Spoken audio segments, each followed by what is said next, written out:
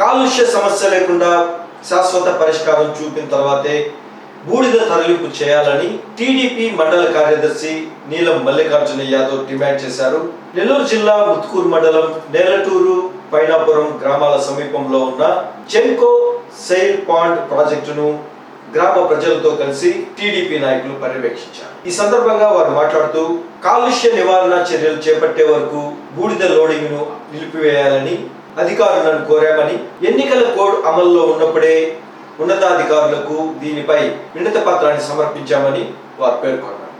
ఈ కార్యక్రమంలో టీడీపీ మండల అధ్యక్షుడు పల్లంరెడ్డి రామ్మోహన్ రెడ్డి, తిరుపతి పార్లమెంట్ ఎస్సీసెల్ ఉపాధ్యక్షుడు పెడకాల కాంతారావు, పైనాపురం సర్పంచ్ కావలి విజయ్ కుమార్, సన్నారెడ్డి విజయారెడ్డి తదితరులు పాల్గొన్నారు.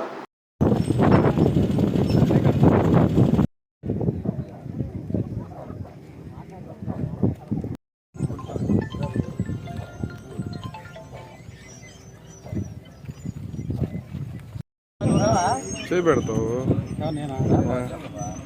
ఈ కెమెరా అంతా పసుపు మారిపోతే అంటే మన మండలంలో బులుగ్గా రమేష్ అయ్యొద్దులే